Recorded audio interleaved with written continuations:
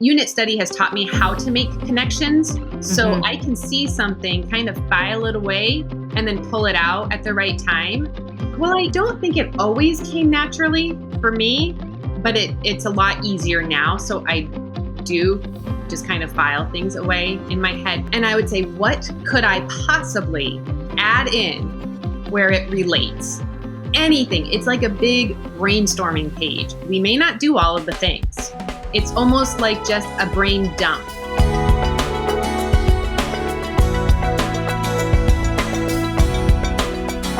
I'm pretty good at doing things on the fly and pivoting and switching things up pretty quickly.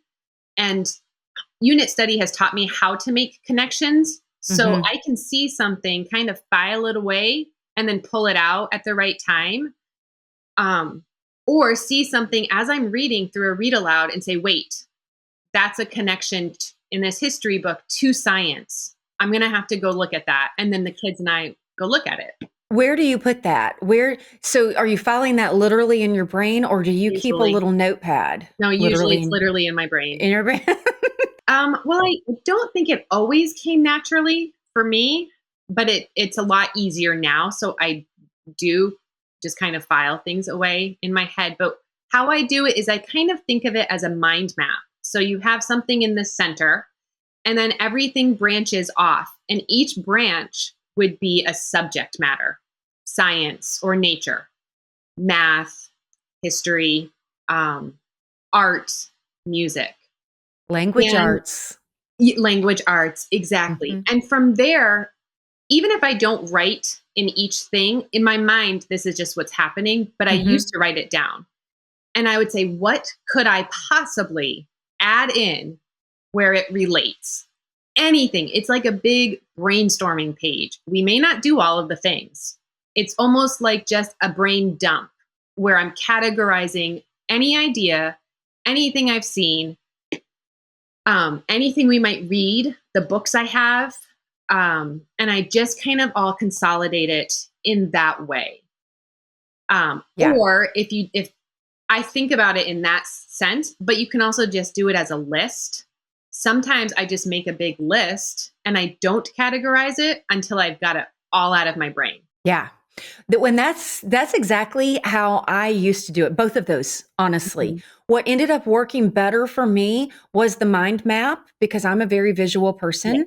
And like you, I would first write this down, and guys, it's literally a map where she said you draw the a little circle in the middle and it looks like spokes of a wheel.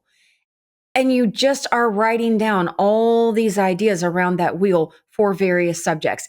And as you do that, it does become easier just to be able to pull these things together without making the plan to begin with. You Mhm. start grabbing things, you go, "Oh, here's history. Oh, here's science."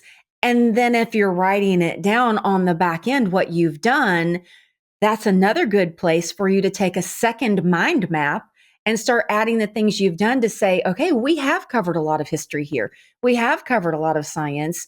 We're kind of missing some math. Do we want to add some math here? And I mean, I will say we do use math curriculum. So Hmm. I'm not just hoping for the best, hoping that it, matches up with what we're studying.